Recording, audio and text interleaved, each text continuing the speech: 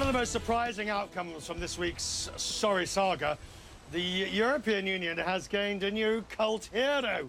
He's Guy Verhofstadt, and he's emerged as an unlikely internet celebrity after delivering probably the most impassioned speech that the European Parliament has seen for some time.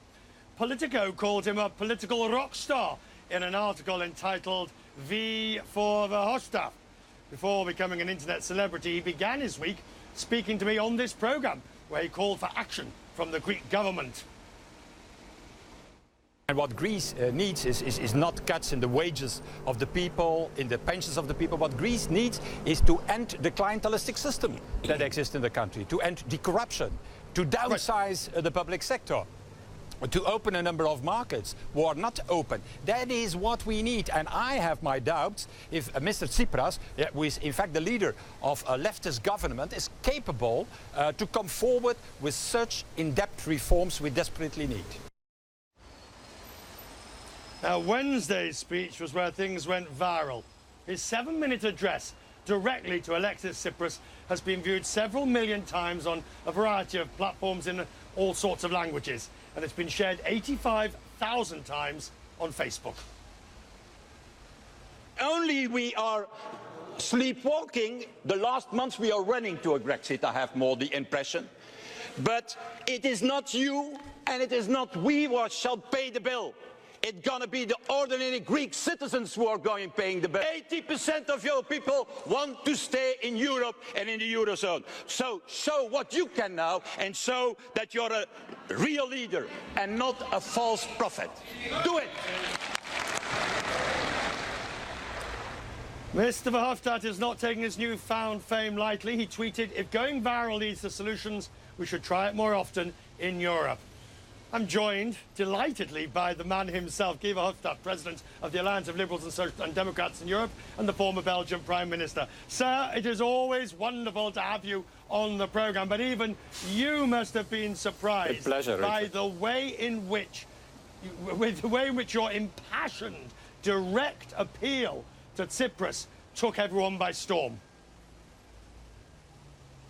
I think it was the first time that the European Parliament was discussing the matter. It was, it's even impossible to think that, I think in the US, that you have a crisis in a big state of the US, and that for months and months and months there are meetings and negotiations and debates behind closed doors between technicians and bureaucrats, and that the Parliament, that the European democracy was not debating it. And it was the first time that it happened at our request, and I think it was a very healthy thing, not only for the European democracy, but also for Mr. Tsipras himself. Is it your feeling that the proposals on the table tonight are good enough to continue negotiations? Or, frankly, is it time to call a spade a shovel and say it's time for divorce? I think that a deal is going to be made tomorrow when there is the meeting of the Eurogroup, the ministers of finance of the Eurozone. I'm pretty sure about that it is the outcome of the meeting tomorrow. That said, there is a slight difference between this package and the previous package, because for the first time on a number of reforms there is more details, it is more precise. For example, on corruption, there is a whole list of measures to anti-corruption in Greece. There is also a number of measures against the privileges of small islands and of the shipping building industry. So I think there is and at the other hand, Richard, it's also a huge difference, because we are talking now about a third bailout package of 53 billion, what was not the case a few weeks ago. But I'm going to ask every guest on the programme tonight this same question, which really comes down to, yes, you've got the reform package, but do you have confidence that the Greek government can bring it into force? They can actually implement it, because this is not about promise. This is about execution.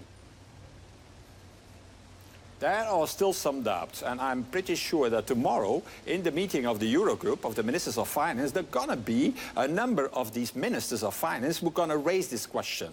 And I think that the outcome shall be that there are going to be a number of additional guarantees asked by the other ministers to be sure that if the Greek government is not implementing this, that the European Union can come in to impose and to be sure that these reforms are implemented. That said, Richard, it's not only a question for Greece. There is also a big work to do by the European Union itself, because we cannot afford ourselves to have another Greek crisis within 6 months and another Portuguese crisis within 1 year and a Spanish crisis within 3 years. We need to have a stable system in the currency union, and we have also to manage in common or excessive debt in Europe. Guy Verhofstadt, we're just delighted that we've had the political rock star from the European Parliament on our programme. Twice in a week, sir. Thank you very much. Have a good weekend. With pleasure.